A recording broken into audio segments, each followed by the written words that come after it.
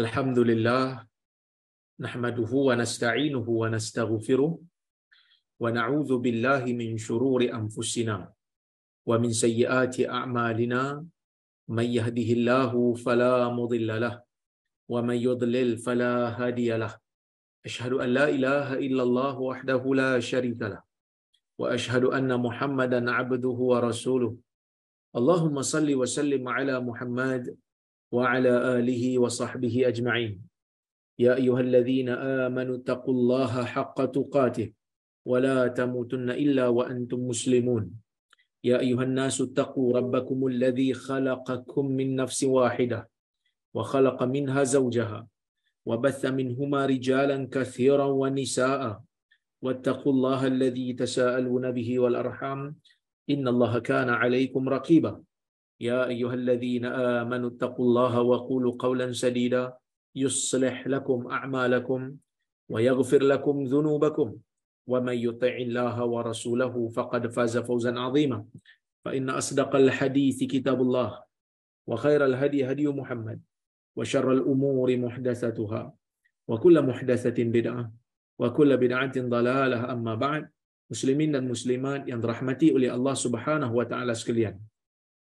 Alhamdulillah, kita bersyukur kepada Allah Subhanahu wa taala kerana masih lagi diberi kesempatan kepada kita untuk terus berada dalam bulan Ramadan.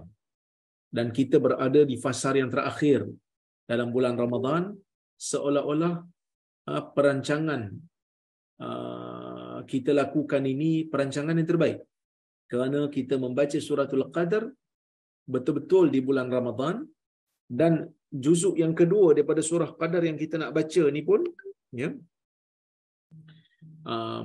kita baca di 10 malam yang terakhir. Yang mana 10 malam yang terakhir ini merupakan salah satu daripada malamnya merupakan malam yang Allah Subhanahu wa taala sebut sebagai Lailatul Qadri khairum min alfi syahr.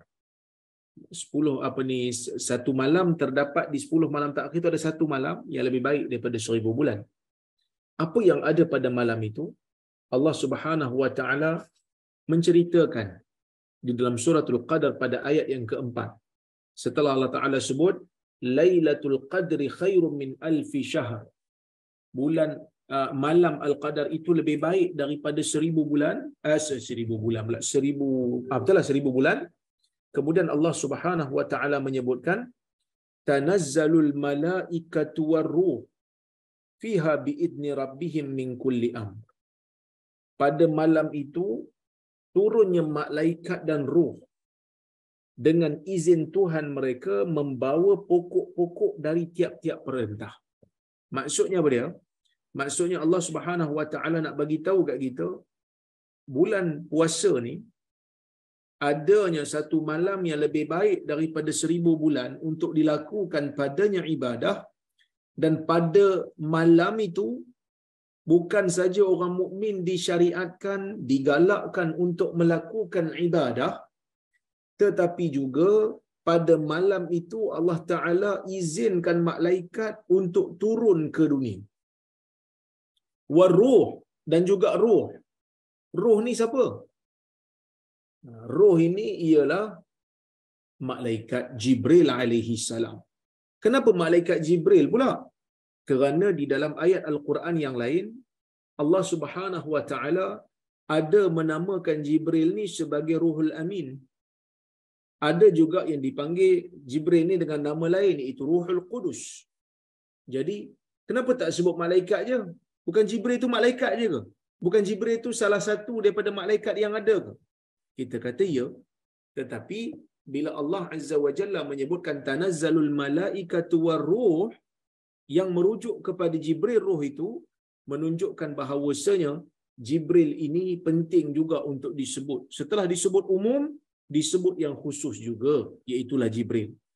Yang mana bila Jibril turun ke dunia, bila malaikat-malaikat lain turun ke dunia, nak bagi tahu apa tu? Pertama sekali, para ulama menyebutkan bahawasanya pada waktu itu berlakunya pembahagian pemberitahuan takdir yang bakal berlaku setahun yang akan datang bermula daripada malam Al-Qadar sehingga malam Al-Qadar berikutnya. Fiha yufraqu kulli amrin hakim. Fiha yufraqu kullu amrin hakim. Pada malam tersebut, pada malam Al-Qadar itu dibedakkan, diserahkan, dibahagi-bahagikan, ya, semua perkara-perkara yang nak diberikan pada tahun berikutnya. Fiha yufraqu kullu amrin hakim, Allah Taala sebut, ya, setelah Allah Taala sebut di ayat yang sebelum ni, inna anzalnahu fi lailatin mubarakah, sesungguhnya kami turunkan Al-Quran itu pada malam yang diberkati. Inna kunna munzirin, sesungguhnya kami adalah pemberi amaran kepada orang yang melakukan dosa, kepada orang yang melakukan maksiat. Fiha yufraqu kullu amrin hakim. Ni surah Ad-Dukhan. Pada malam itulah berlakunya pembedakan, pembahagian takdir. Takdir ini dia ada beberapa peringkat penurunan dia. Yang pertama, takdir yang berlaku orang kata apa, di Lauh Mahfuz. Takdir yang ditulis di Lauh Mahfuz, yang ni penuh daripada awal sampai akhir, Allah Subhanahu wa taala tentukan untuk dia berada di dalam catatan Lauh Mahfuz. Kemudian barulah diturunkan kepada malaikat, yang mana penurunan pada malaikat ni diikut tahun. So kita kena tahu dia ada beberapa peringkat. Peringkat pertama, Allah Azza wa Jalla mengetahui semua yang bakal berlaku. Apa yang akan berlaku, apa yang telah berlaku, apa yang sedang berlaku, Allah Ta'ala tahu semua. Sebab itu, para ulama menyebutkan takdir ini dia ada 3 peringkat. Peringkat yang pertama, peringkat pada ilmu Allah yang mengetahui semua perkara sebelum ia berlaku pun.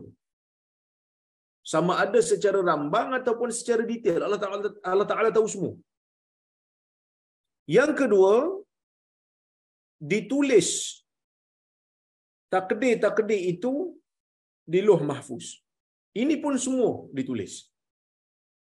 Yang bakal berlaku ditulis semua. Kemudian martabat yang ketiga, barulah dibedakkan. Maksudnya dibahagikan.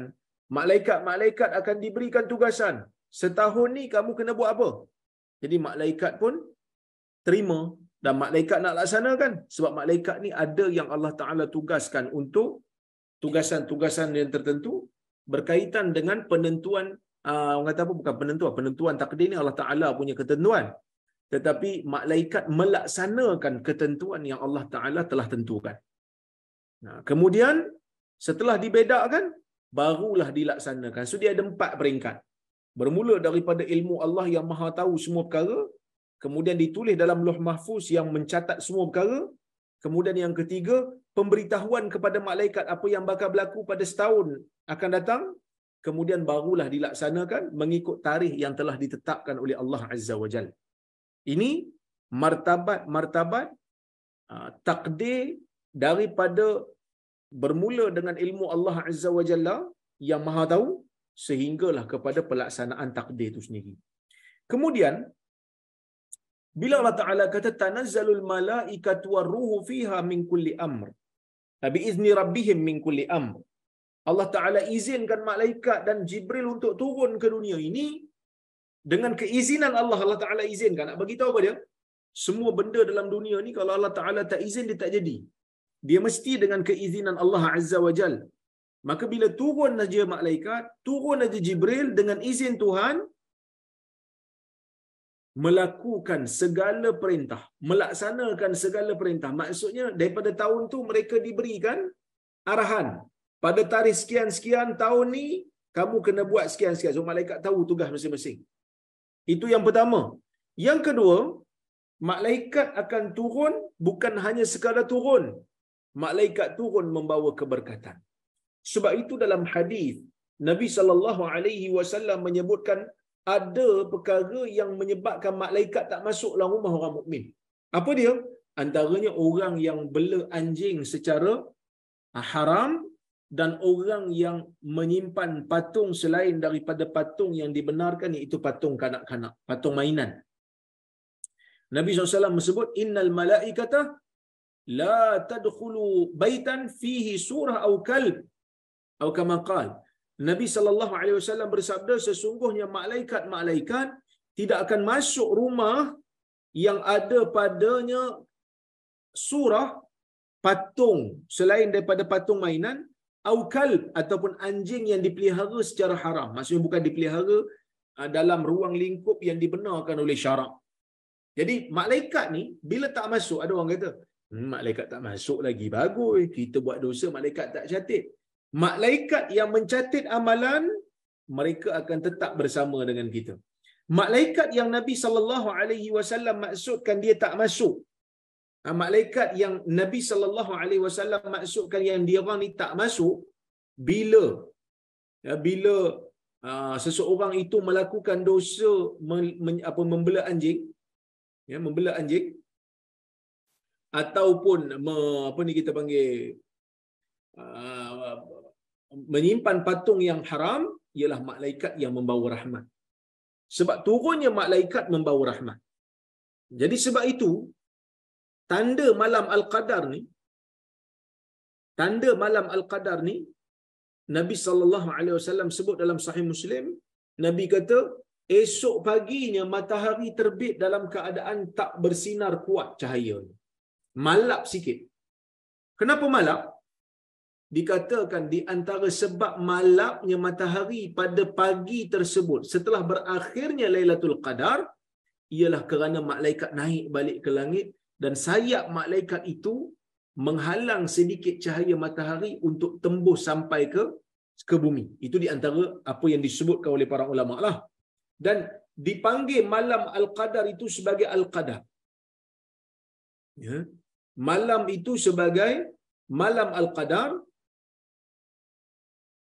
adalah kerana diambil daripada satu perkataan yang bermaksud sempit. Faqadara alaihi rizqahu fayaqulu rabbi ahanan. Ada manusia yang Allah Ta'ala sempitkan rezeki dia, lalu dia kata Allah Ta'ala hinakan saya. Sedangkan hina dengan mulia ni bukan dikira berdasarkan kepada pendapatan. Tapi ada manusia yang fikir begitu. Allah Ta'ala guna perkataan faqadara alaihi rizqahu. Allah Ta'ala takdirkan rezeki dia, Allah Ta'ala sempitkan rezeki dia. Dan dikatakan malam Al-Qadar ni diambil daripada perkataan sempit kerana pada malam tersebut begitu banyak malaikat turun. Sehingga bumi ini menjadi penuh dengan malaikat kerana membawa rahmat Allah Azza wa Jalla daripada langit, malaikat ni turun ke dunia. Sebab itu sebahagian ulama seperti Ibnu Katsir menyatakan, dia kata yaksuru tanazzulul malaikah fi hadhihi al-lailah likathrati barakatiha. Dia kata banyak malaikat turun pada malam ini kerana banyaknya keberkatan yang Allah Ta'ala berikan. Dalam hadis yang lain Nabi SAW sebut syahrun mubarak, bulan yang diberkati, bulan Ramadan ni. Tambah-tambah pula malam Al-Qadar ni, lagilah banyak keberkatan yang turun. Berkat ni apa dia? Berkat ni adalah sesuatu yang menghasilkan kebaikan yang banyak. Bukan sesuatu yang banyak, kebaikan yang terhasil daripadanya yang banyak. Kerana ada orang Allah Ta'ala bagi kat dia rezeki banyak tapi tak menghasilkan kebaikan yang banyak, yang tu tak berkat nama. Tapi kalau Allah Ta'ala bagi kat dia rezeki yang sikit, tapi rezeki yang sikit tu menghasilkan kebaikan yang banyak, maka rezeki itu dipanggil sebagai rezeki yang berkat. Malam Al-Qadar ini dinamakan sebagai malam yang diberkati. Ya, seperti mana Allah Ta'ala sebut dalam surah Dukhan tadi, Lailah mubarakah, Allah Ta'ala kata fi lailatin mubarakah, pada malam yang diberkati, kerana malam tersebut menghasilkan pahala yang lebih baik daripada 1000 bulan. Kan katalah tuan-tuan kerja dekat GMC, tuan-tuan dan puan-puan. GLC. Syarikat GLC ni adalah satu syarikat yang ramai orang nak kerja kat sana. Sebab apa? Sebab dia punya privilege. Sebab syarikat GLC ni biasanya syarikat-syarikat penting, Telekom, Petronas, kan? Jadi TNB tak tahu. TNB harus GLC juga kan? Jadi syarikat-syarikat GLC ini syarikat yang strategik.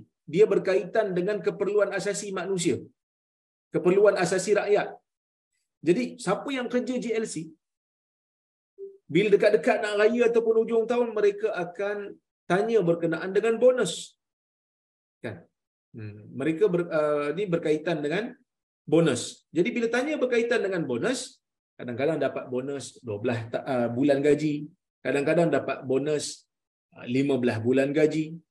Bila dapat bonus 12 bulan gaji, kita pun goyang juga bila dengar, seronok dapat 12 bulan gaji bonus. Maksudnya apa?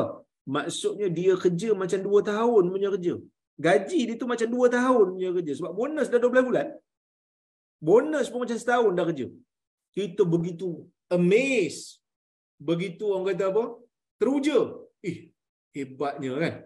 Usah kata bonus 12 bulan. Bonus gaji 12 bulan ni besarlah juga. Bonus RM700 yang kerajaan bagi. Tahun ni kerajaan Malaysia bagi bonus RM700. Jadi bonus RM700 yang kerajaan bagi tu menyebabkan ramailah pegawai-pegawai kerajaan ni jadi seronok. Saya kemarin ada majlis buka puasa dengan staff KUIPS kan. Belum announce, belum umum lagi berkenaan dengan bonus. Bila kita buka sesi soal jawab dengan staff sebelum buka puasa tu, masa sembang-sembang tu, staff dah tanya dah. Dia kata, saya nak tanya berkenaan dengan bonus. Bonus tahun ni macam mana? Kan? Saya pun umumlah. Akhirnya saya kata bonus ada, insya-Allah akan dimasukkan, akan dikreditkan pada 14 hari bulan 4 nanti. Semua pakat seronok. Dan seronoknya mereka tu sampai kan tak sempat nak tunggu sembahyang tarawih. Semua pakat balik belaka, mungkin nak bagi tahu pasangan masing-masing lah. Kan? Semua pakat meninggalkan majlis sebelum sembahyang tarawih. Punya seronok. Tapi saya tak ada masalah lah. Sebab sembahyang tarawih ni kita bukan boleh buat seorang kan. Dia orang boleh buat di mana saja yang dia orang mampu. Kan? Tapi nak bagi tahu, bonus yang sedikit pun akan menjadikan manusia bahagia. Akan menjadikan manusia ni seronok. Cuba bayangkan, bonus yang kerajaan manusia bagi, yang berbeza-beza jumlahnya. Ada waktu dia bagi 500, ada waktu dia bagi 700, ada waktu dia bagi 300, ada waktu dia tak bagi langsung. Sebab apa? Kewangan negara tak berapa bagus. Jadi orang kata apa, kita tak bagi bonus lah tahun ni. Kita pun sedih. Cuba tuan-tuan bayangkan, di dalam kerajaan Tuhan ni, bonus yang Allah Ta'ala nak bagi itu tidak pernah terputus. Tidak pernah, tak ada peruntukan. Tak pernah dalam satu ketika pun dalam hayat kita, kita dengar ustaz-ustaz kata, tuan-tuan, semalam saya dah mesyuarat dengan malaikat-malaikat dan Tuhan bagi arahan, tahun ni oleh kerana bajet kurang, maka tak ada malam Al-Qadar. Tak ada, tuan-tuan. Tak pernah berlaku dan tak akan berlaku. Kerana kita yakin Allah Subhanahu Wa Ta'ala itu ialah Tuhan yang Rahim, Tuhan yang Rahman, Tuhan yang mengasihi, Tuhan yang kasih kepada hamba-Nya. Allah Ta'ala berikan kepada kita. Kenapa Allah Ta'ala berikan kepada kita keistimewaan malam Al-Qadar ni? Allah Ta'ala berikan kerana melihat kepada umur umat ini yang pendek. Umur umat ni tak panjang. Kita bukan macam umat Nabi Nuh yang umur mereka panjang. Kita bukan macam umat-umat Nabi terdahulu. Kita umat Nabi Muhammad sallallahu alaihi wasallam yang mana Nabi kata a'maru ummati baina 60 wa 70. Umur umat aku ni kira-kira seperti kira-kira umurnya 60 ke 70. Kalau ada yang lebih sikit pun kita subsidi saja. Tapi kebanyakan orang 60 ke 70. 60 ke 70 tahun ni, walaupun kita rasa lama dah hidup dalam dunia ni, tetapi sebenarnya tidaklah lama dalam perhitungan hari di sisi Allah Azza wa Jalla. Inna yawman 'inda rabbika ka'alfi sanatin mimma ta'udun. Satu hari di sisi Tuhanmu di alam ghaib seperti 1000 tahun kalau kamu nak kira. Maksudnya sekadar 80 tahun dunia ni apalah sangat. Kan? Apalah sangat. Okey. Kalau kamu kira betul-betul, satu hari di sisi Tuhan sama macam 1000 tahun dalam perkiraan kamu. Kita bukan kata 100 tahun pun tak sampai umat Nabi Muhammad ni. Jadi Allah Subhanahu Wa Ta'ala berikan kepada kita satu kurnia. Dan kurnia itu tidak putus-putus sepanjang tahun. Setiap tahun dia ada. Pakej itu pakej rangsangan ibadah yang kekal sepanjang tahun, sepanjang masa.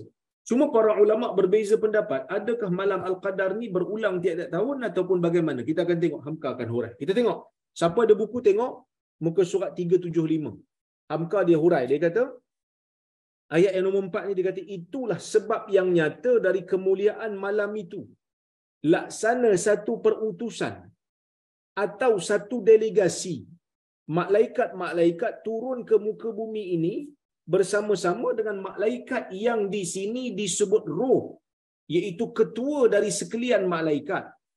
Itulah malaikat Jibril yang kadang-kadang disebut juga Ruhul Amin dan kadang-kadang disebut juga Ruhul Qudus, yang menghantarkan wahyu kepada Nabi sallallahu alaihi wasallam yang telah terpilih buat menerimanya, yakni Al-Mustafa Nabi Muhammad SAW di dalam Gua Hira.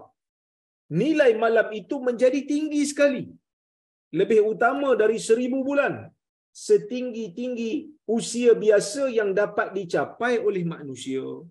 Jadi maksudnya 1000 bulan lebih kurang dia punya kiraan 83 tahun 3 bulan lebih kurang. Itulah umur manusia. Jadi kalau kita dapat beribadat malam tu setiap tahun, seolah-olah kita kena kira lah. Kita dapat Ramadan katalah daripada kita balik sampailah kita meninggal dunia, katalah kita dapat 60 tahun. Jadi 60 kali dengan berapa? Kali dengan 83. Kita dapat jawapan. Tapi dengan syarat lah, kita kena betul-betul fokus. Kita kena betul-betul bersungguh. 10 malam terakhir tu jangan skip. Biarlah dapat sikit pun tak apa. Kan? Sebab ada orang kata, saya ustaz tak sempatlah nak buat semayang tarawih pada bulan puasa ni, terutama malam-malam akhir ni ustaz saya bertugas. Dia kerja jadi security. Kan, dia kerja jadi security, jadi dia tak ada kesempatan. Maka kita kata buatlah 2 rakaat pun tak apa. Tak buat 2 rakaat, baca doa yang diajar oleh Nabi SAW. Tuan kejap, saya minta masa kejap, saya nak buka aircon. Panas pula kat sini.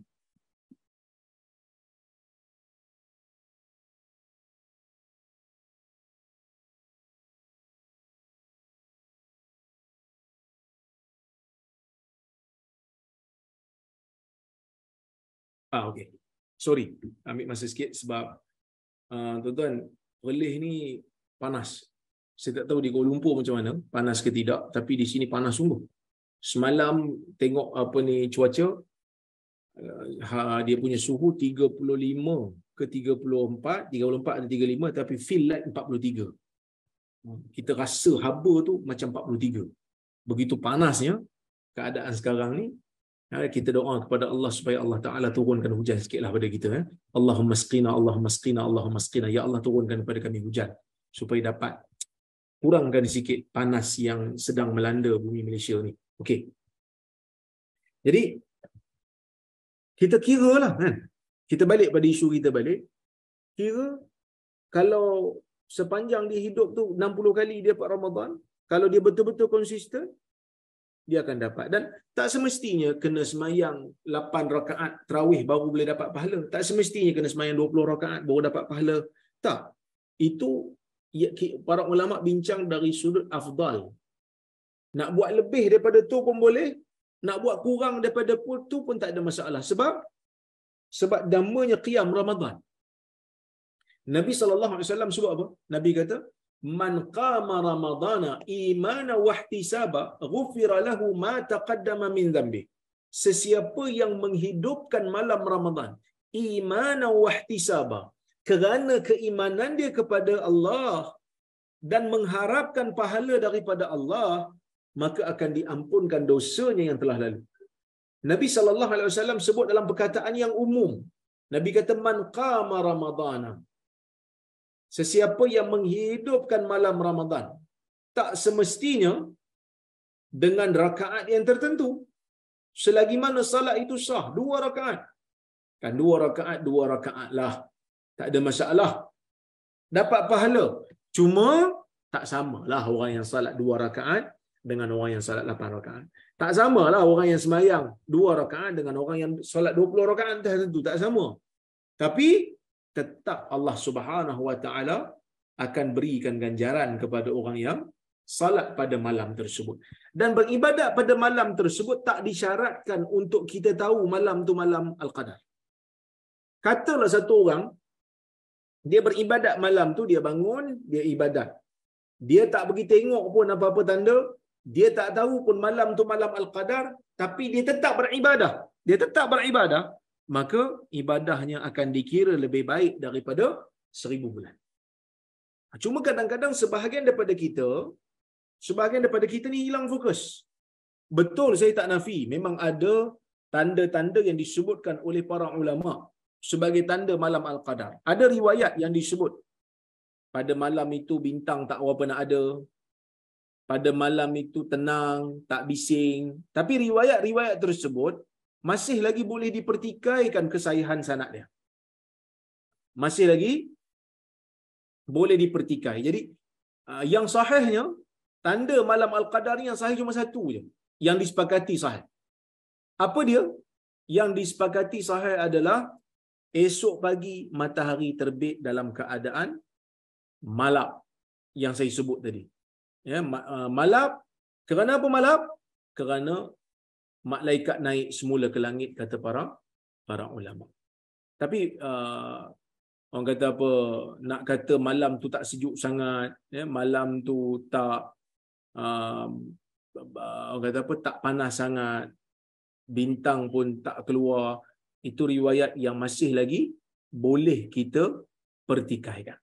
Masih lagi ada ulama yang mengatakan ia adalah riwayat yang tidak sahih. Okey, itu berkenaan dengan tanda. Tapi ada satu tanda yang disebut dalam riwayat yang sahih juga, Imam Ahmad ada sebutkan riwayat ni. Para sahabat kata bila kami berjumpa dengan malam Al-Qadar tu, kami tengok langit, kami nampak bulan macam mangkuk.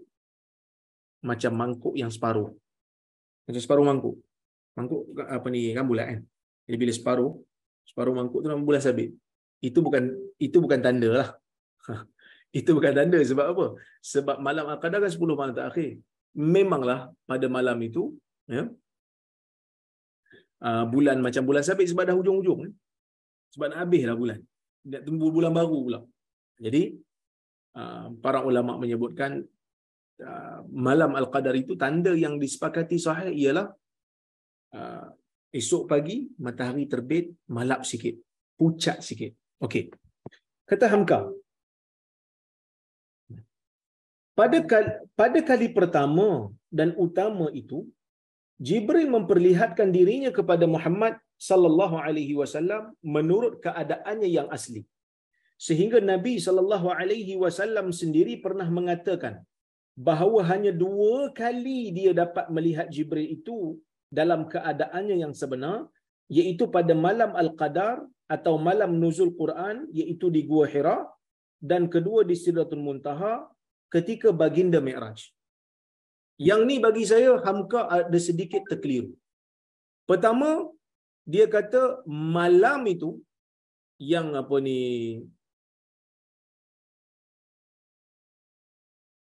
orang kata malam di mana turunnya Quran itu bukan 17 Ramadan yang dimaksudkan oleh Quran. Bila Allah Ta'ala kata inna anzalnahu fi lailatul qadar, sesungguhnya kami turunkan Al-Quran itu pada malam Al-Qadar. Itu bukan 17 Ramadan. Yang tu adalah pada 10 malam terakhir. Kalau 17 Ramadan adalah yang dimaksudkan penurunan Quran pada malam Al-Qadar itu berlaku pada 17, dah tentu Nabi tak kata taharru lailatul qadar fil 10 al-awakhir min Ramadan. Carilah malam Al-Qadar itu pada 10 malam yang terakhir. Bahkan dalam riwayat Bukhari, Nabi SAW sebut faltamisuha fil 10 min al-witr atau kama qala. Carilah malam Al-Qadar itu pada 10 malam terakhir, pada malam-malam ganjil. Ya, pada malam-malam yang ganjil. Jadi Hamka terkeliru sikit kat sini bila dia kata 17 Ramadan. Kalau betul 17 Ramadan, tak ada keperluan untuk Nabi SAW suruh kita cari pada 10 malam terakhir. Sebab 17 bukan 10 malam terakhir, di tengah-tengah. Dia pada juzuk yang kedua Ramadan. Juzuk pertama awal, juzuk kedua tengah, juzuk ketiga akhir. So Nabi suruh cari yang akhir. So kita cari yang akhir. menunjukkan malam Al-Qadar itu bukan 17. Itu yang pertama. Yang kedua, Hamka juga sedikit keliru. Sebab apa? Sebab dia kata Nabi bertemu dengan Jibril 2 kali dalam bentuk dia yang penuh. Jibril ini dia ada bentuk dia yang asal. Allah Ta'ala cipta dia dengan 600 sayap. Allah Ta'ala cipta Jibril dengan 600 sayap. Jadi, bila Allah Ta'ala cipta Jibril ni, Jibril tidak menunjukkan keadaan kejadian asal yang Allah Ta'ala ciptakan dia kepada Nabi melainkan secara penuh melainkan 2 kali saja. Hamka kata yang pertama tu dekat Gua Hira, yang kedua kat Sidratul Muntaha. Sidratul Muntaha tu betul. Allah Ta'ala sebut dalam Quran sendiri, walaqad ra'ahu nazlatan ukhra 'inda Sidratil Muntaha. Sesungguhnya Nabi Muhammad sallallahu alaihi wasallam melihat Jibril sekali lagi pada malam Lailatul Mi'raj, pada malam Mi'raj di Sidratul Muntaha. Itu betul. Memang Nabi nampak Jibril penuh 600 sayap. Tapi kali pertama bila? Hamka kata kali pertama Nabi jumpa Jibril dengan bentuknya yang asal ialah pada malam di Gua Hira. Ini adalah riwayat yang ataupun ini adalah pandangan yang kurang tepat daripada Hamka. Walaupun kita kata kita menghormati Hamka sebagai tokoh yang hebat, tapi dalam isu ni kita nampak Hamka terkeliru sikit. Kenapa? Saya nyatakan di nota kaki. Siapa yang ada buku tadabbur ni, tadabbur hikmah ni, juzuk amma yang ditulis oleh Hamka ni, dia tahulah. Saya memberikan ulasan terhadap riwayat-riwayat yang Hamka bawa. Dan saya telah sebutkan sebelum ini, kita menghormati Hamka. Kita rasa Hamka ni hebat dari sudut ilmunya. Pada zaman tu dia boleh nukil daripada kitab pelbagai. Walaupun zaman tu zaman tidak ada PDF. Zaman tu tak ada lagi aplikasi-aplikasi yang online. Dia boleh rujuk kitab tafsir Qurtubi. Dia boleh rujuk tafsir Tabari. Dia boleh rujuk kitab-kitab hadis. Hebat Hamka ni. Tapi walau bagaimanapun, penghormatan kita pada dia, kekaguman kita pada dia, tidak menjadikan kita memejam mata. Tak menjadikan kita ni pejamkan mata bila dia telah melakukan kesilapan. Kat sini kita nampak dia tersilap. Sebab apa? Tengok nota kaki saya tulis. Nota kaki nombor 78. Saya kat situ saya tulis, saya tidak menjumpai riwayat yang menyatakan bahawa Nabi sallallahu alaihi wasallam melihat Jibril dengan jasad aslinya pada malam turunnya wahyu di Gua Hira. Masa dekat Gua Hira kali pertama Nabi sallallahu alaihi wasallam berjumpa dengan Jibril, ulama ahli sunnah wal jamaah kata pada masa tu Jibril tak tunjuk semua pun jasad dia pada Nabi sallallahu alaihi wasallam. Ya. Sebaliknya riwayat yang saya jumpa ialah kali pertama baginda melihat Jibril dengan 600 sayap ialah ketika di Al-Batha di Mekah. Lepas daripada Gua Hira. Peristiwa ni Nabi dah melalui peristiwa di Gua Hira. Kali seterusnya, lepas daripada tu Jibril datang kepada Nabi di Batha, Jibril tunjukkan ke semua jasadnya kepada Nabi sallallahu alaihi wasallam dengan 600 sayap. Demikian yang disebutkan oleh Ibnu Katsir. Ibnu Hajar pula menegaskan bahawa pada malam di Gua Hira itu Nabi tidak melihat Jibril dengan 600 sayap. Sebaliknya Nabi hanya melihat 2 sayap saja berdasarkan riwayat sirah. Ini yang disebutkan oleh Ibn Hajar lah. Tapi ada juga sebahagian ulama yang lain kata di Gua Hira tu Jibril datang dalam bentuk manusia. Ada yang kata Jibril ni masa datang jumpa Nabi sallallahu alaihi wasallam dekat Gua Hira, Jibril datang kepada Nabi dalam suratul rajul, dalam gambaran lelaki. Ini sebahagian disebut. Ada juga yang kata tak. Ya. Jibril datang kepada Nabi sallallahu alaihi wasallam di Gua Hira. Jibril tunjuk jasad aslinya tapi tak penuh. Hanya 2 sayap je yang ditunjukkan kepada Nabi Muhammad sallallahu alaihi wasallam. Tapi kalau tanya saya cenderung pada pendapat yang kata Jibril tunjuk juga dia punya jasad tapi tak penuhlah. Tak penuh. Sebab apa tak penuh? Sebab mungkin dia tak nak Nabi terlalu takut dengan 600 sayap. Dia tunjuk 2 je.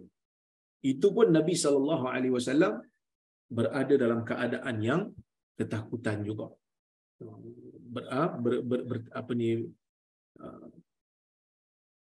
Gerun Sebab dia tak pernah tengok satu makhluk yang besar dengan sayap datang peluk dia, kemudian suruh dia baca.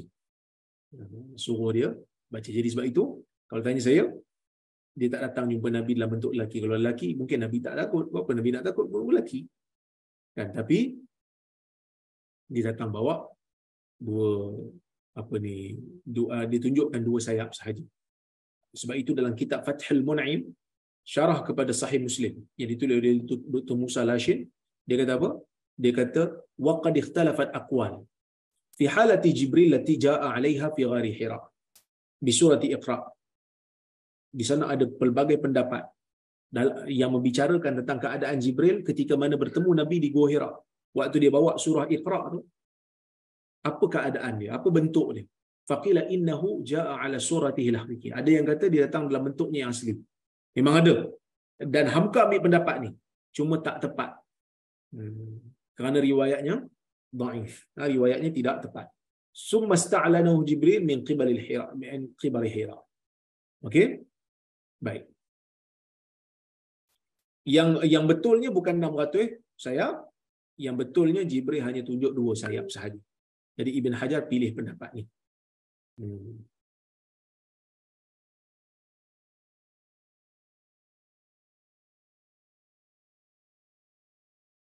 Okay, kalau dia datang dalam bentuk manusia, dah tentulah susah Nabi SAW nak cerita kepada Waraqah. Dan Waraqah pun ingat mungkin lelaki biasa, mungkin lelaki biasa yang bawa ajaran lain, yang bawa ajaran ahli kitab ke apa. Tapi bila Nabi SAW cerita kepada Jibril, bila Nabi SAW cerita kepada Jibril, cerita kepada Waraqah, Waraqah tu dia kata, itu Jibril. Itu Jibril. Maka dia tahu apa yang berjumpa dengan Nabi SAW. Okey. Pada kali yang lain, baginda melihat Jibril hanyalah dalam penjelmaan sebagai manusia, sebagai pernah dia menyerupakan dirinya dengan sahabat Nabi yang bernama Dihyah Al-Kalbi. Bukan Dahiyah, Dihyah. Dihyah. Yang mana Dihyah ini merupakan sahabat Nabi SAW yang kacak. Dihyah ni handsome orang dia. Jadi kalau Jibril menyerupai manusia, dia menyerupai seperti sahabat Nabi yang bernama Dihyah. Okey, sebab dia handsome. Kan? Cuma tuan-tuan, pernah bayang tak? Kenapa malaikat perlu menyerupai lelaki ataupun Nabi perlu masuk orang kata apa, bunyi macam loceng, Nabi kata berat daripada Nabi sehingga Nabi berpeluh-peluh, kan? Aisyah kata Nabi waktu wahyu turun kat dia, kalau bunyi loceng, Nabi dengar bunyi macam bunyi loceng, wahyu turun, Aisyah kata kalau hari sejuk, dahi Nabi tetap berpeluh.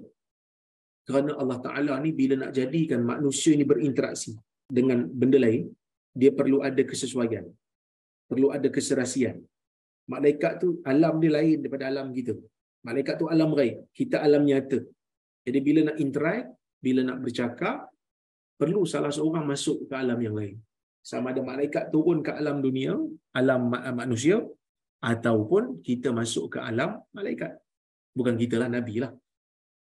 Tapi oleh kerana kita ataupun Nabi ni jasad dia jasad yang kasar, keras, jasad yang nyata, bukan jasad yang ghaib, maka sebab tu dia terasa beban, dia terasa berat, berpeluh-peluh. Baik. Dalam surah 44 Ad-Dukhan ayat 3, malam tu disebut Lailatin Mubarakah. Fi Lailatin Mubarakah. Itu malam yang diberkati Tuhan, kata Hamka. Amat mulialah malam itu, sebab malaikat-malaikat dan roh dapat menyatakan dirinya, dan Muhammad sallallahu alaihi wasallam mulai berhubungan dengan alam malakut. Itu alam tinggi, alam langit. Dan akan terus-meneruslah hal itu selama 23 tahun. 10 tahun di Mekah dan 13 tahun di Madinah, iaitu setelah lengkapnya wahyu diturunkan Tuhan. Terbalik kan? Sepatutnya 13 tahun di Mekah, 10 tahun di Madinah. Terbalik. Di hujung ayat disebutkan bahawa kedatangan malaikat dan roh itu dengan izin Tuhan ialah kerana akan menyampaikan pokok-pokok dari tiap-tiap perintah. Setiap perintah akan disampaikan kepada Rasul sallallahu alaihi wasallam. Setiap itu pula lah malaikat dan roh itu akan datang sehingga lancarlah perhubungan antara alam syahadah dengan alam ghaib. Jadi itu sebab itu turunnya malaikat. Malaikat turun bawa arahan. Masing-masing dok faham dah arahan. Yang kedua, malaikat turun membawa rahmat. Ya. Malaikat turun membawa rahmat. Okey. Kemudian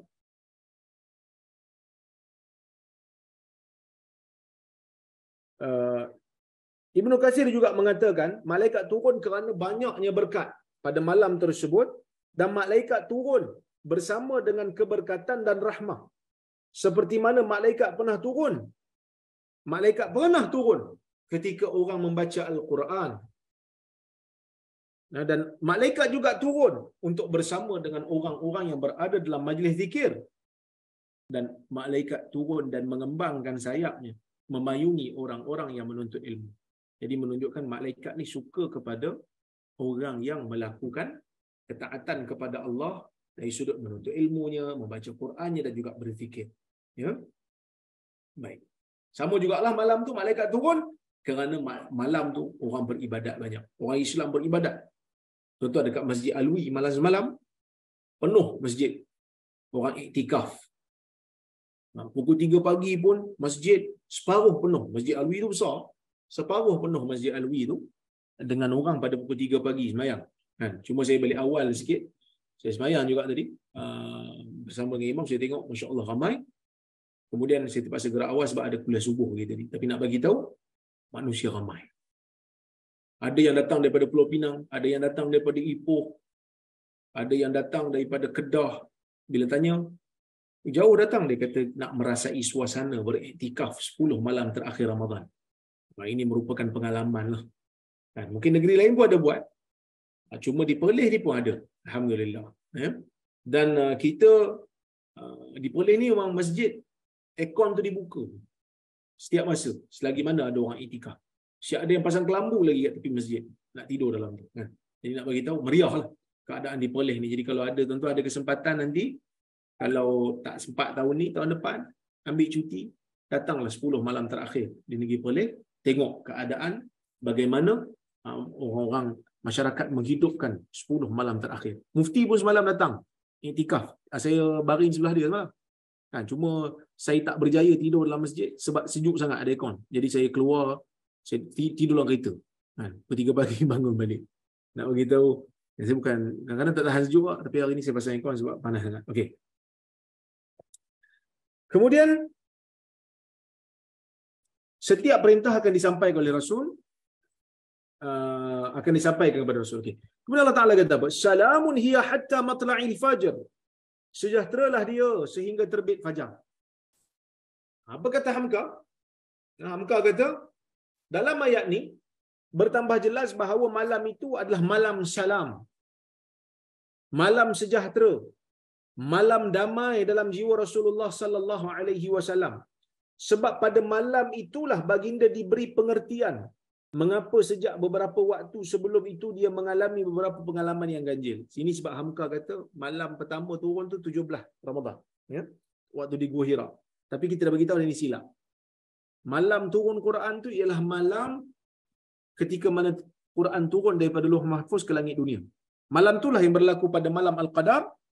Malam tu tak turun lagi pada Nabi SAW Quran tu, sebab dia baru turun ke langit dunia. Lepas tu baru Jibril ambil sikit-sikit selama 23 tahun. Ya. Malam tu malam yang sejahtera. Malam tu malam yang damai. Dikatakan malam tu bintang-bintang pun tak berapa nak jelas keluar, sehingga orang yang telik bintang pun tak boleh nak telik bintang pada malam. Telik bintang ni benda yang salah dalam Islam. Tak boleh pada malam tu. Sebab apa? Sebab Allah Ta'ala muliakan malam tu, orang nak buat benda-benda karut ni tak boleh. Okey? Baik.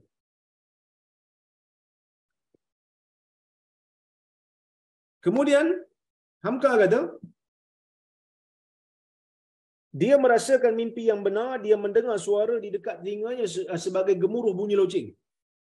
Ini sebelum Nabi terima wahyu, memang Nabi ada dengar benda-benda yang Nabi sendiri tak faham apa maksud dia. Nabi terdengar macam pokok bagi salam kat dia. Bila dah terima wahyu baru Nabi tahu, oh rupanya aku nak jadi Nabi sebab tu ada benda-benda ini sampai kepada aku, yang benda-benda ajaib yang sampai kepada Nabi SAW. mulai pada malam itu terubat hati manusia utama itu Muhammad SAW yang sudah sekian lama merasa diri terpencil dalam kaumnya kerana perasaannya yang murni sudah sejak kecilnya tidak menyetujui menyembah berhala dan tidak pernah baginda memuja patung-patung dari batu dan kayu itu sejak kecil. So bila kita baca sejarah Nabi ni, kita akan rasa dapat ketenangan. Sebab apa? Kadang-kadang kita rasa kita sendirian dalam nak membawa ajaran agama yang benar ni, dalam nak mengajak orang balik kepada sunnah Nabi SAW ni, kadang-kadang kita rasa kita tak ramai, kita rasa kita sikit. Bila kita baca ayat Quran dengan tadabbur, kita baca sekali dengan sirah Nabi SAW, kita mendapat semangat. Kita kata, walaupun aku tak sama dengan Nabi SAW, dari sudut akhlak tak sama, dan Nabi akhlak lebih baik, dari sudut ibadah lagi lah tak sama, dari sudut ilmu confirm tak sama, tapi setidak-tidaknya kita cuba melalui jalan, ya, melalui jalan yang telah ditentukan oleh Allah. Sesiapa yang mengajak orang buat kepada kebaikan dan mencegah kemungkaran akan diberikan sebagai balasan baik kepada mereka. Untuk mengangkat darjat mereka akan diberikan ujian yang berat. Okey. Dan sudah sejak mudanya hati kecilnya tidak menyetujui adat-adat buruk bangsanya. Pada malam itulah terjawab segala pertanyaan dalam hati. Terbuka segala rahsia yang muskil selama ini. Itulah malam damai, malam salam, sejak terbenamnya matahari sampai terbitnya fajar hari esoknya. Bila naik je fajar, habislah. Kenapa habis Ustaz? Dah habis dah malam. Sebab itulah matahari terbit pun malam. Tanda tu Allah Ta'ala jadikan, tanda yang sahih Allah Ta'ala jadikan esoknya supaya nak bagi isyarat kepada orang yang gagal untuk menghidupkan malam sebelumnya, dia telah rugi. Walau bagaimanapun, ulama-ulama kita ni, mereka terlalu berfikir tentang umat. Mereka fikir tentang umat mereka, mereka tak suka umat mereka down, putus semangat dan sebagainya. Mereka memberi pesanan kepada umat-umat Islam. Mereka kata, kalaulah Allah Ta'ala takdirkan kamu berjumpa malam Al-Qadar dengan tanda, dengan tanda yang Allah Ta'ala tetapkan. Sebab tanda ni boleh jadi betul, boleh jadi tak betul. Yang betulnya esok pagi. Malam tu boleh Allah Ta'ala nak tunjuk pada orang, pada seseorang yang Allah Ta'ala kasih. Kamu jumpa malam Al-Qadar, aku bagi tunjuk kat kamu pokok sujud. Boleh jadi. Boleh jadi. Tapi mungkin berlaku pada satu orang, tak berlaku pada orang yang lain, kan? Jadi kalau katalah malam tu dia cuai, malam tu dia tak guna baik-baik, esok pagi tengok matahari terbit malam, dia akan sedih. Tapi kalaulah kata kita betul-betul jumpa, kita percaya semalamlah malam Al-Qadar, tengok-tengok matahari terbit pun malam hari ni, contoh, kita tak digalakkan untuk bagi tahu ke orang. Sebab apa tak digalakkan? Sebab ulama Islam kata kita tak nak putuskan semangat orang lain untuk mengejar lagi malam sehingga malam yang terakhir.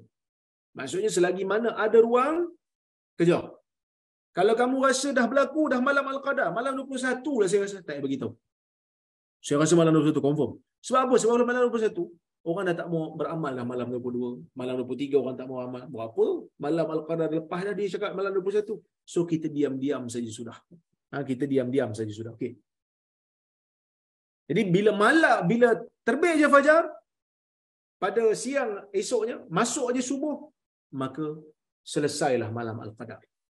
Cuma para ulama ada bahas tentang isu malam ni nak kira malam siapa? Sebab malam di Malaysia siang kat tempat lain, negara lain siang. Malam dekat Saudi tempat kita pula siang. Jadi nak pilih yang mana? Saya katakan, bila Tuhan kata malam, maka malam. Kita cari malam di waktu kita. Kerana kita solat maghrib di tempat kita pun, kita tak ikut waktu Saudi, kita ikut waktu kita. Jadi malam waktu kita. Berkemungkinan Allah Ta'ala jadikan malam itu dia panjang kerana nak bagi semua bahagian daripada bahagian bumi ni dapat malam Al-Qadar. Habis itu Ustaz, kalau ada malam ni, kalau ada negara yang tak ada malam, ada negara yang tak ada malam, matahari ada je, kan? Wallahu a'lam. Allah Ta'ala Maha Pemurah, Maha Penyayang kepada makhluknya. Dia perlu kira dengan negara yang terdekat dengan dia yang ada malam. Jadi bila kira macam mana dia salat dengan perhitungan tu, macam itulah malam berlaku pada dia dengan perhitungan tu juga, insya-Allah. Kan? Kemudian yang kedua, kalau Ramadan mula berbeza. Contohlah, negara kita mula Ramadan dulu, negara lain pada kita kemudian. Jadi nak menentukan malam ganjil tu macam mana? Ikut kita ke ikut dia? Jadi inilah yang menimbulkan persoalan besar. Sebab itu hadis Nabi sallallahu alaihi wasallam menyelesaikan masalah lambat ni. Nabi kata apa? Taharru lailatul qadar fil ashril awakhir min Ramadan. Cari malam al-qadar itu pada 10 malam terakhir. Walaupun ada riwayat sebut ganjil, tetapi ada negara yang mula awal ganjil dia genap kita. Genap ganjil kita genap dia. Jadi kita cari 10 malam terakhir itu secara penuh. Keseluruhannya. Kerana mungkin yang dimaksudkan dengan ganjil tu ganjil kat sana. Bukan ganjil kat kita sebab kita berbeza waktu mula. Beza waktu mula. Jadi sebab itu jangan susah hati. Selagi mana kita menghidupkan 10 malam terakhir secara penuh, insya-Allah kita akan dapat. Insya-Allah kita akan dapat. Okey. Itu perbahasan berkaitan dengan malam al-qadar. Okey. Malam al-qadar tu nak buat apa? Para ulama sekali lagi berbeza pendapat. Nak buat apa malam al-qadar tu? Ada yang kata hidupkan dengan salat. Sebab Nabi SAW kata dia menyebutkan man qama ramadhana imanan wa ihtisaban ghufira lahu ma taqaddama min dhanbi. Siapa yang menghidupkan malam Ramadan dengan keimanan dan mengharapkan pahala akan diampunkan dosa yang telah lalu. Dalam riwayat Bukhari yang lain disebut man qama lailatul qadar. Sesiapa yang menghidupkan malam al-qadar dengan keimanan dan mengharapkan pahala daripada Allah, Allah Taala akan ampunkan dosanya yang telah lalu. Kan? Maka dia kata solatlah. Sebab qiyam Ramadan ni maksud solat. Tapi pandangan yang tepat wallahu a'lam bukan hanya terhad pada salat. Sebab apa? Sebab Aisyah radhiyallahu anha dalam hadis riwayat Tirmizi, Aisyah pernah bertanya Nabi sallallahu alaihi wasallam. Kata Aisyah, "Ara'aita in ra'aitu lailatul qadar fama aqulu fiha?" Aisyah bertanya Nabi sallallahu alaihi wasallam, "Apa pandangan kamu wahai Rasulullah kalau aku bertemu dengan malam al-qadar?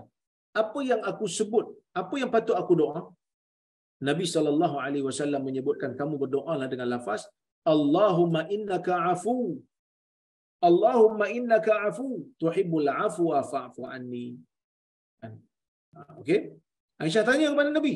Soalan clear cut.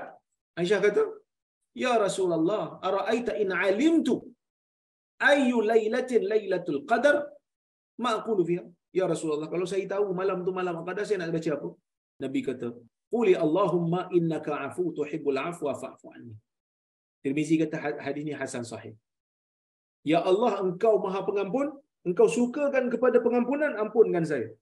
Cuma para ulama berbeza pendapat. Antara afu dengan maghfirah. Ada yang kata afu lebih tinggi daripada maghfirah. Maghfirah ni keampunan.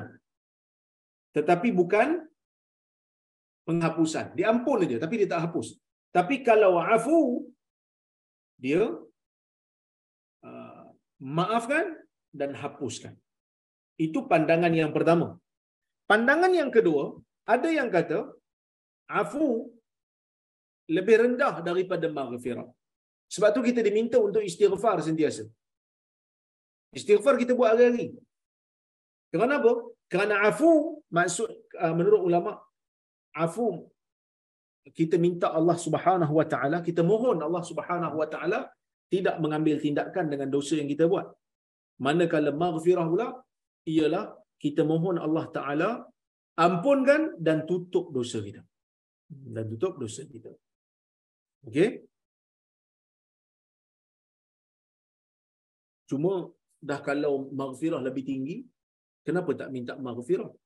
Kenapa minta afu? Wallahu a'lam. Berkemungkinan afu dengan maghfirah ni dia macam iman dan Islam. Kalau dia duduk dalam satu ayat yang sama, memberi maksud berbeza. Tetapi kalau diletakkan di tempat yang berbeza, dia membawa maksud yang sama. Afu di sini maksud pengampunan. Ya Allah Ta'ala tutup dosa kita, simpan aib kita sehingga tak orang kata apa, tak dihebahkan kepada orang ramai. Okey. Kemudian selesai yang tu, kita boleh doa apa saja. Kita boleh buat ibadat apa saja. Sebab Aisyah berdoa. Bukan hanya solat saja. Dan nak memberi ruang kepada orang-orang perempuan yang tak boleh nak solat. Mereka diuji oleh Allah Ta'ala contohnya dengan haid di hujung-hujung Ramadan. Jadi bila haid, dia tak boleh bersolat. Yang dia buat apa? Doa. Zikir. Apa saja ibadat yang dilakukan pada malam tersebut dikira sebagai kebaikan. Okey. Itulah malam damai. Malam salam sejak terbenamnya matahari sampai terbitnya fajar esok hari. Ini bukan lama. Berapa jam je. Daripada terbenamnya matahari sehingga terbit fajar balik. Bermula pada maghrib sehingga subuh esok. Lailatul Qadar bermula pada maghrib. Bukan bermula pada isyak. Jangan salah faham. Maksudnya waktu maghrib tu kalau kita buat apa-apa kebaikan, dia dikira dapat orang kata apa? Pengampunan. Pada malam tu dapat bukan pengampunan dosa saja, dapat juga pahala seperti 83. Maksudnya Allah Ta'ala akan berikan pahala lebih baik daripada 83 tahun pada malam tu kalau kita beribadat. Dengan ibadat yang sama, Allah Ta'ala akan hapuskan dosa-dosa kecil kita lah. Okay. Di waktu itu, sebab pada malam itulah dipisahkan segala urusan yang penuh hikmah, iaitu urusan yang benar dari sisi Tuhan kami. Sesungguhnya kami adalah mengutus Rasul sebagai rahmat dari Tuhanmu. Sesungguhnya dia adalah Tuhan yang maha mendengar, lagi maha mengetahui. Dalam keterangan 3 ayat Lailatul Qadar ditambah 3 ayat pembuka dari surah Ad-Dukhan, teranglah bahawa malam Al-Qadar itu adalah malam mula turunnya Quran. Bilakah masa Lailatul Qadar itu? Al-Quran telah menjelaskannya lagi dalam surah Baqarah ayat 185 bahawa bulan Ramadan, syahrul Ramadan alladzi unzila fihi al-Quran. Itu ayat. Hudan linnas wa bayyinatin minal huda wal furqan. Bulan Ramadan itu diturunkan padanya Quran yang mengandungi hidayah dan mengandungi keterangan-keterangan yang menjelaskan hidayah tersebut dan keterangan yang membezakan antara hak dan batil. Itu Tuhan sebut. Bulan Ramadan turun Quran. Okey? Tetapi menjadi perbincangan panjang lebar pula di antara ahli-ahli hadis dan riwayat. Bilakah, malam apakah yang tepat bagi Lailatul Qadar itu? Sehingga dalam kitab Fathul Bari, Syarah Bukhari dari Ibn Hajar Asqalani yang terkenal itu, disalinkan beliau tidak kurang daripada 45 pandangan. Ada 45. 45 bilangan hari Ramadan aja 30. Nak bagi tahu banyaknya pandangan ulama dalam nak menentukan mana satu malam yang paling pasti, paling hampir untuk berlakunya malam Al-Qadar. Masing-masing menurut pengalaman dan catatan, dengan catatan ulama yang merawikannya. Sejak dari malam 1 Ramadan sampai 29 atau 30, ada saja tersebut ulama yang merawikannya dalam kitab tersebut. Daripada malam pertama sampai malam ke-30. Ada je ulama kata malam ni, malam ni, malam ni. Adakah itu bermakna mereka cuba untuk meneka benda gaib? Tak. Mereka hanya sekadar memberikan pandangan berdasarkan pengalaman mereka. Ada pandangan dalam mazhab Syafi'i kata malam 21. Ada yang kata malam 23. Ada yang kata malam 25. Ada yang kata malam 27. Ibn Abbas kata malam 27. Sebab tu kalau kat Jordan malam 27 meriah. Orang semua turun ke masjid buat kata apa, iktikaf ramai-ramai.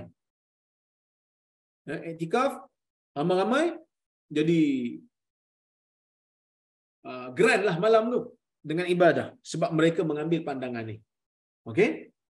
Dan semuanya pun dinukilkan pula oleh Syaukani dalam Nailul Autarnya. Ada satu riwayat dalam hadis Bukhari dirawikan daripada Abu Sa'id Al-Khudri bahawa tentang malam bulan tersebut itu diramaikan dan diisikan penuh dengan ibadat. Ya. Tetapi terdapat juga riwayat yang kuat bahawa Lailatul Qadar itu ialah pada malam 10 akhir dari Ramadan. Artinya sejak malam 21 hingga berikutnya. Kerana sejak malam 21 Nabi SAW memperkuatkan ibadatnya daripada malam-malam yang sebelumnya sampai baginda bangunkan kaum keluarganya yang tertidur. Kata apa ni Aisyah, idza jaa al-ashr min Ramadan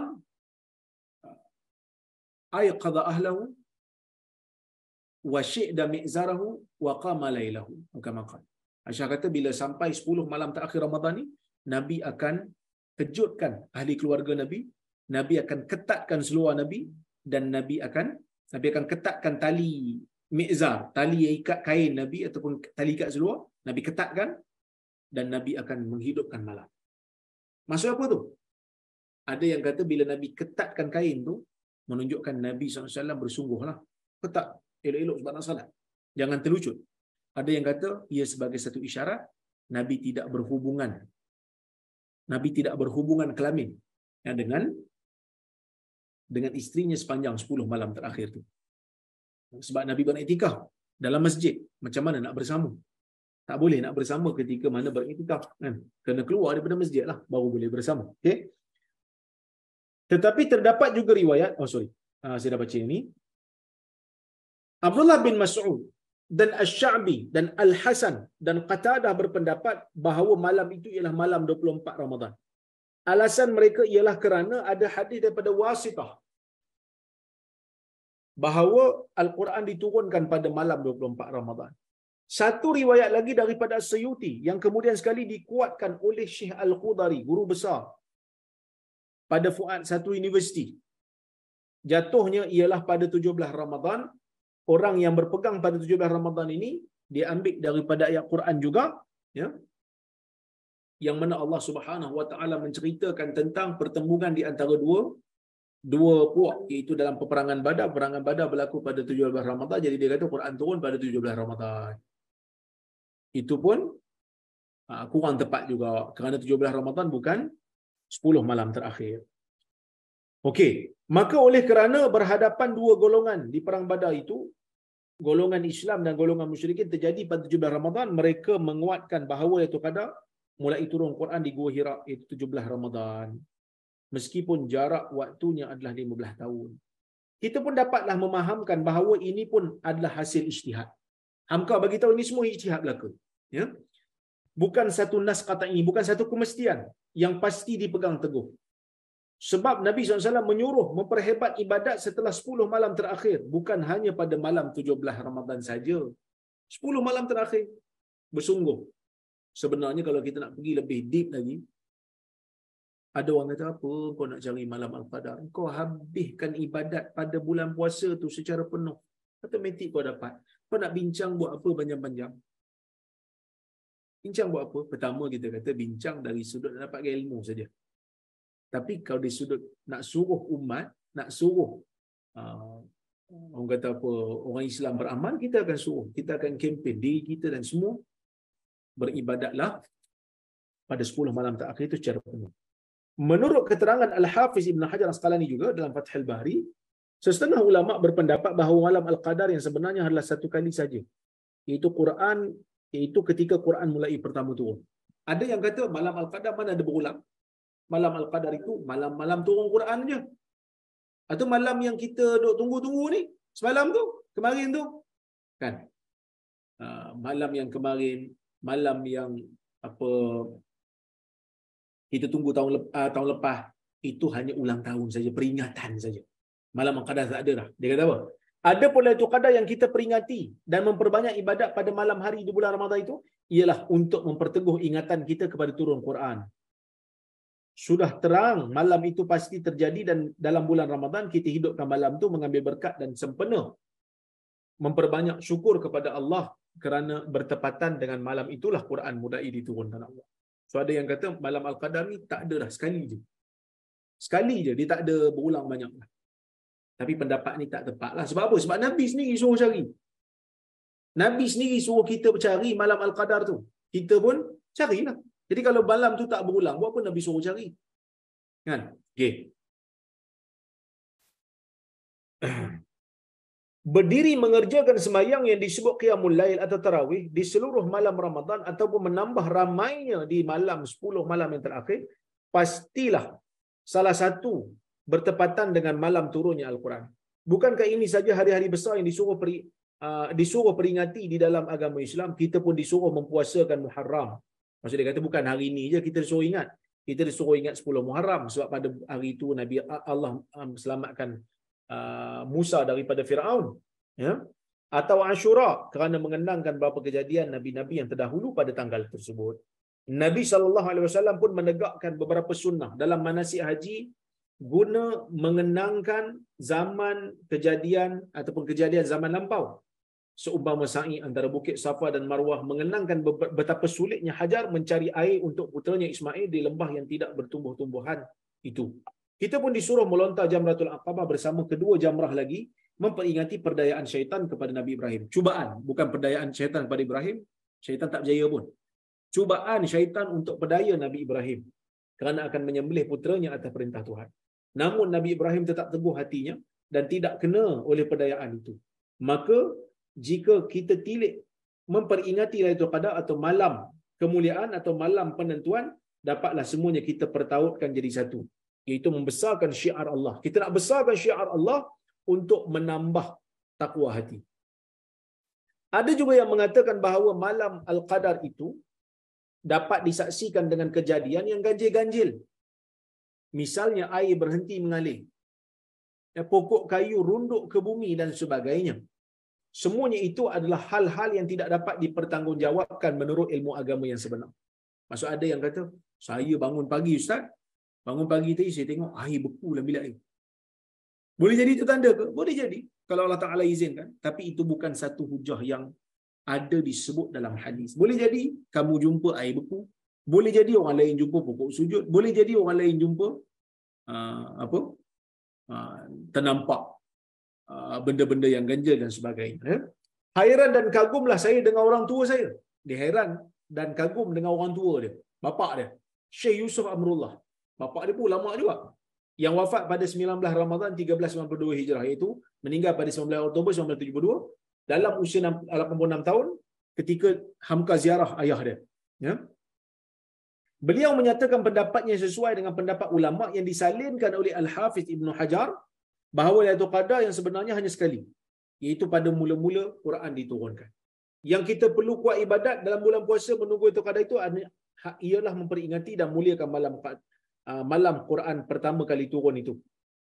Kita kenangkan tiap tahun agar kita bertambah teguh memegang segala yang diturunkan Tuhan dalam Al-Quran. Saya menjadi kagum kerana sudah lama mata beliau tidak dapat melihat kitab-kitab. Dia kagum macam mana ayah dia boleh baca kitab. Ayah dia tak nampak lah kan. Mungkin orang lain tolong baca. Ada juga terdapat beberapa perkataan, mungkin ayah dia ada satu pandangan. Ayah dia kata mungkin Al-Qadar ni tak ada dah, Quran turun dulu je sekali. Kita ni disuruh untuk ibadat, Nabi suruh cari itu untuk hidupkan saja sebagai satu kenangan, peringatan. Dia kata itu mungkin. Hamka kata kagum juga ni, pandangan yang ayah sebut ni ada ulama dulu sebut juga. Sedangkan ayah dia dah tua dah pada masa tu. Mungkin dah tak nampak dah pun kan. Okey. Ada juga terdapat beberapa perkataan mengatakan bahawa Lailatul Mubarakah, malam yang berkat itu bukanlah Lailatul Qadar.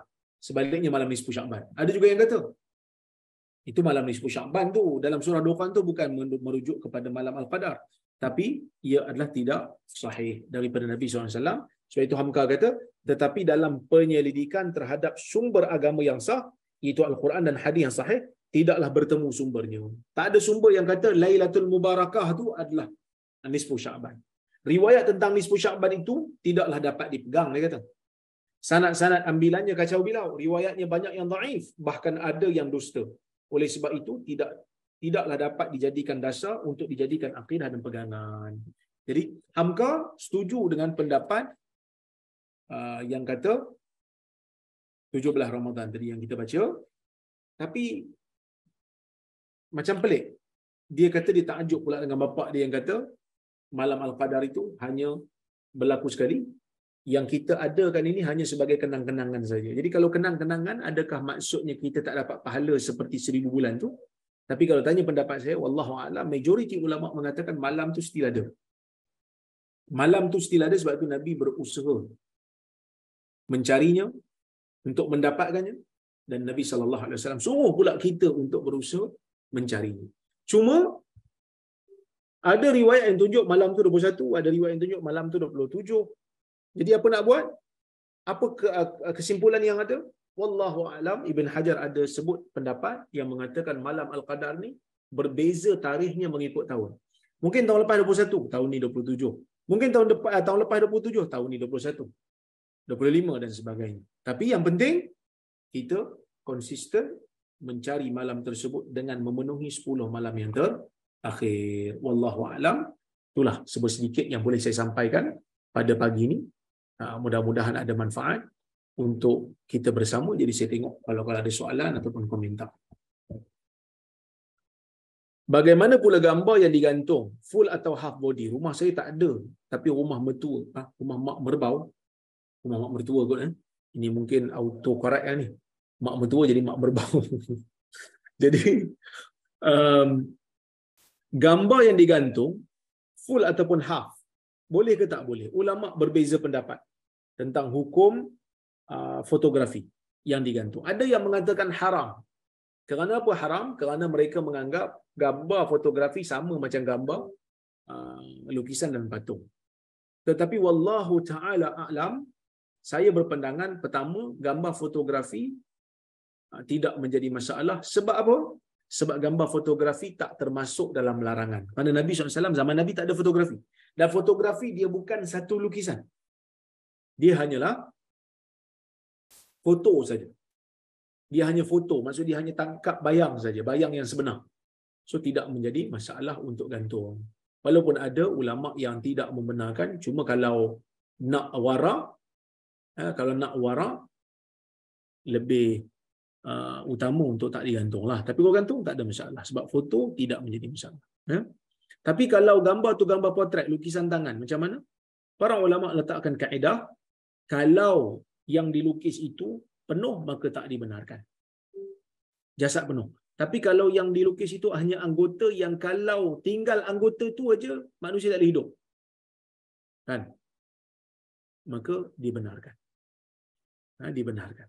Mengikut pandangan yang dinukilkan oleh Ibn Qudamah. Tapi ada yang kata selagi kalau ada kepala tak boleh. Dia kena buang kepala. Ada riwayat yang menyebutkan daripada sahabat yang kata kepala tak boleh.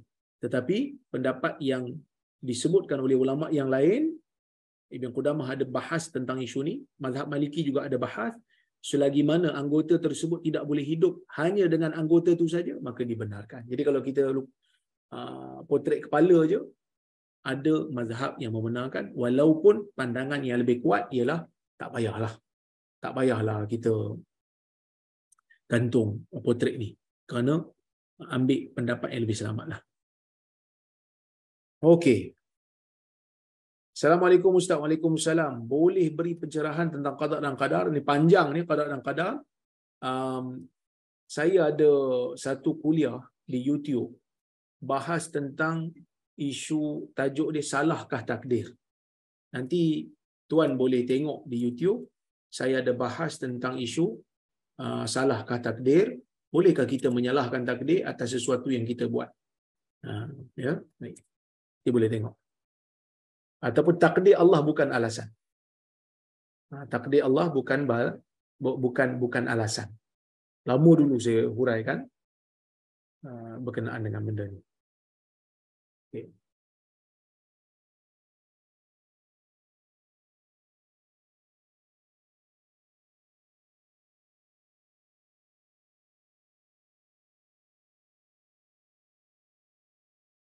Salam bro. Waalaikumsalam. Ada pandangan yang mengatakan maksud turun Quran pada malam itu qadar adalah turunnya Quran keseluruhan dari Lauh Mahfuz ke langit dunia. Mencari malam Lailatul Qadar setiap Ramadan adalah mendapatkan keberkatan malam tu. Saya baru hurai tadi. Saya baru hurai.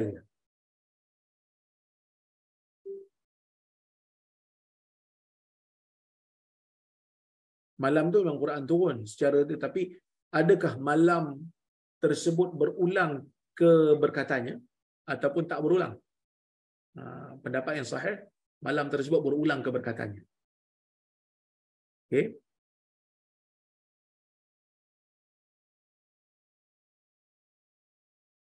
Salam Dr. Waalaikumsalam. Boleh kongsikan cara paling simple buat kenduri akikah ikut sunnah? Adakah perlu doa selamat? Doa ni tak ada masalah. Kita nak doa bila-bila pun boleh. Tetapi akikah yang paling simple, kita beli kambing, masak, kemudian kita panggil orang untuk makan. Ya?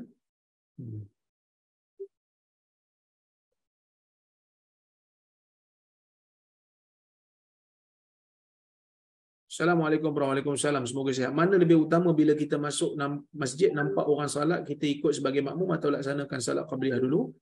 Dapatkan pahala berjemaah. Kalau kita pasti tidak ada, kita tak pasti ada jemaah lain ke tidak lepas kita.